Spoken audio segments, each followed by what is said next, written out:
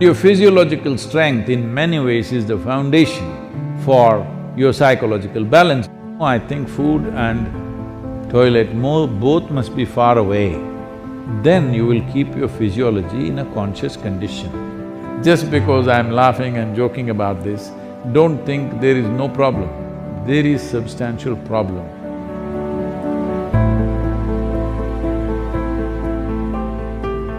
Sadguru, during the lockdown, we have gained a lot of weight from overeating and no physical activity.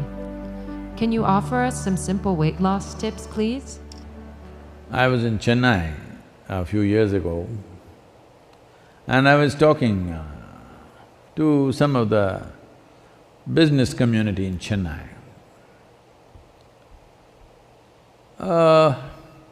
They were not particularly obese or something, but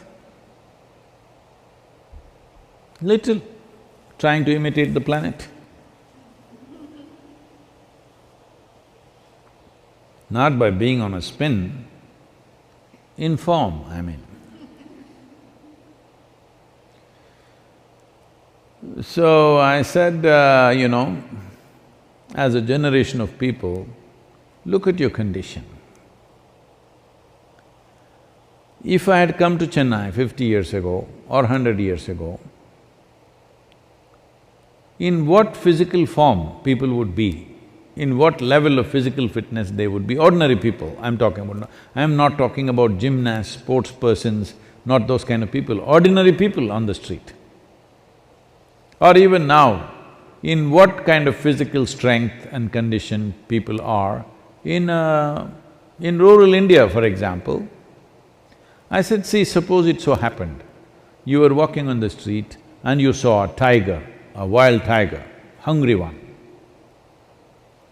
How many of you can at least climb a tree? And this is a spectacular show, a tiger on a Chennai street. This is not a everyday happening, it is something you must enjoy.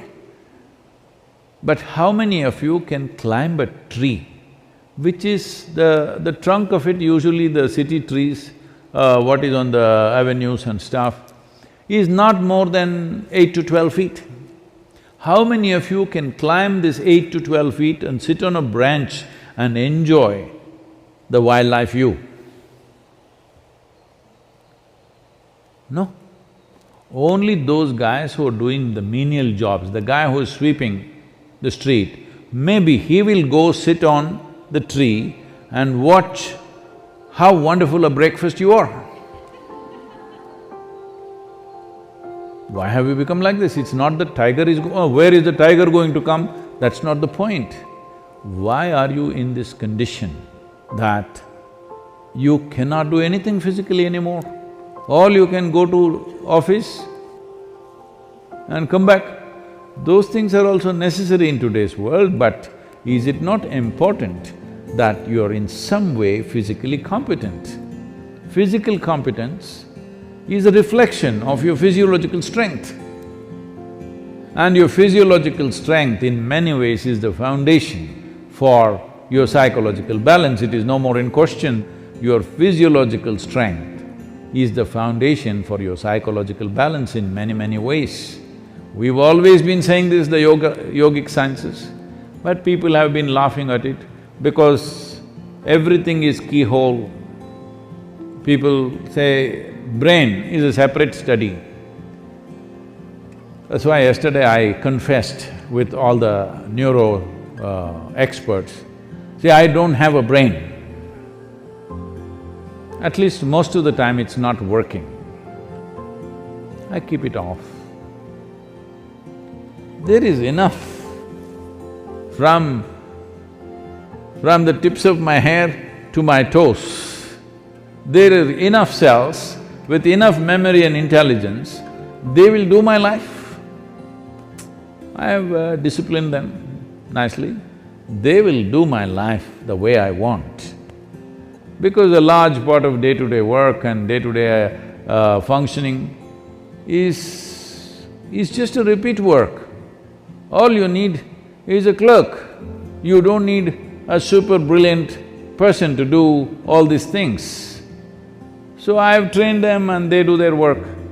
I don't have to think how to eat, how to sit, how to stand, how to breathe, nonsense.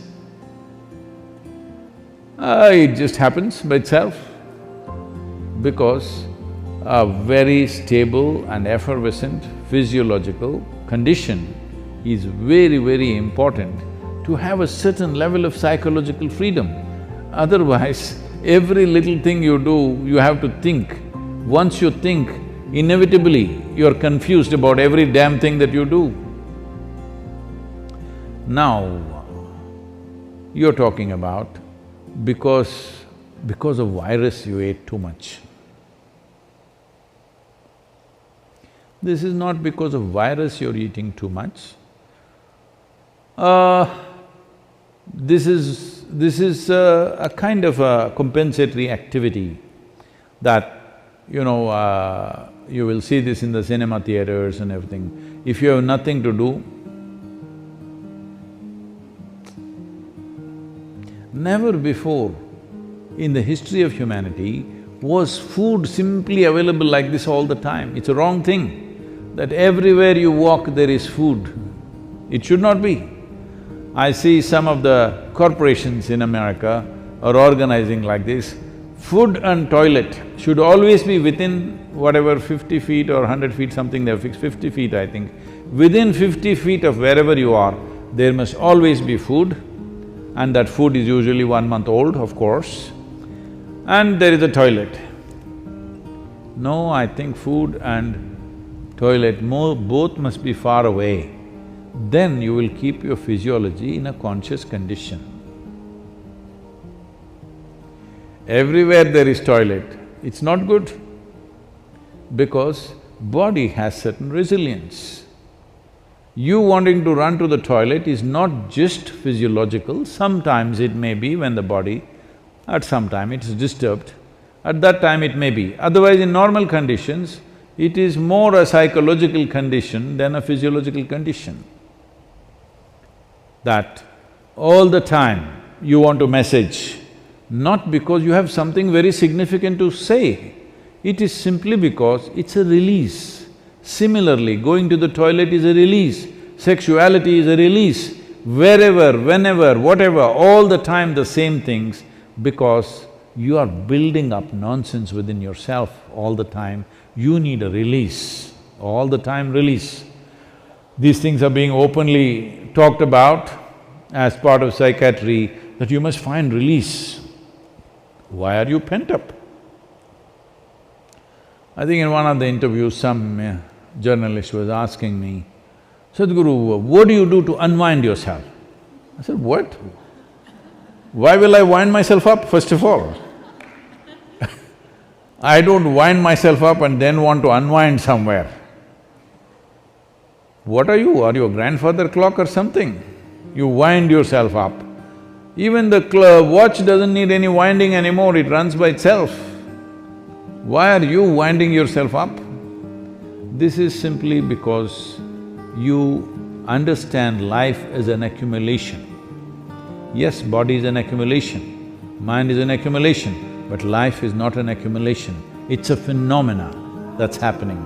If you have not tasted that phenomena, you know only accumulations, you always think the safety is in accumulation, whether it's wealth, money, this, that, and body. But at least your money you can keep it in the bank, though it may be heavy in your mind. But if you accumulate too much body, you have to carry it around every moment of your life. And in the world today,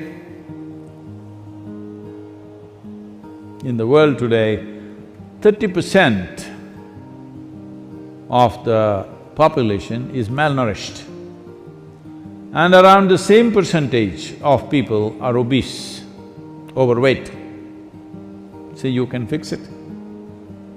The world's problems of malnourishment, you can fix it. So, this practice is there in the Isha Yoga Center. Whenever cause comes up, when Isha Vidya, educating rural children, raising funds for it became a problem, then many people in the yoga center took this up.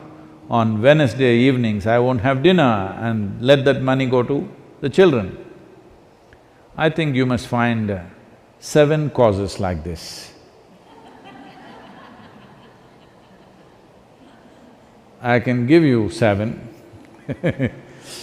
Monday for Rally for Rivers, Tuesday for Kaveri calling, Wednesday for Isha Vidya, Thursday is called Guruvar, this is for your sadguru. Friday for Devi, because that's her day.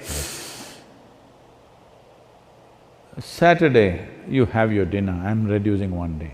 Sunday, for Janalinga. Like this, you find 7 or at least 6 causes where 6 dinners you give away. Morning you eat, all right?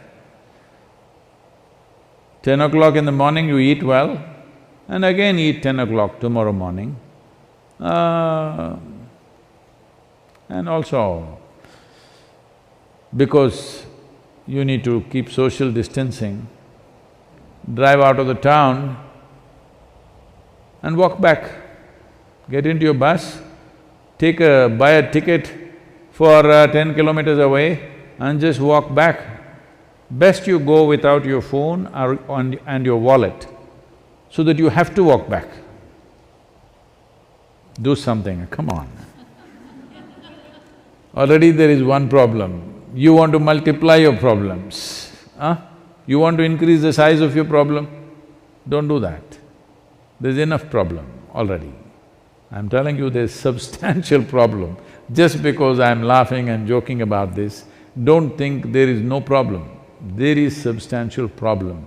Don't fool yourself, because if your body and your mind is in a certain condition, you can easily fool yourself.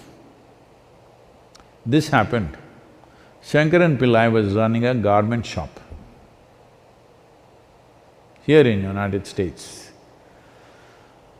And a lady came to buy some kind of a pullover. So, he promised her it is 100% wool. She took it, went home. The next day she came back and she said, "You said it's 100% wool, but here the label says it is made in Bangladesh and it's 100% cotton." He said, "Ma'am, don't you be fooled by this. The label is only to fool the moths."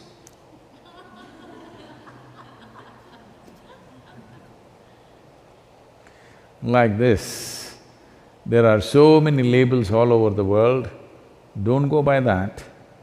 This is a simple experiment you must do, all of you who are sitting now on the floor, when you get up, you must use only 2 limbs to stand up.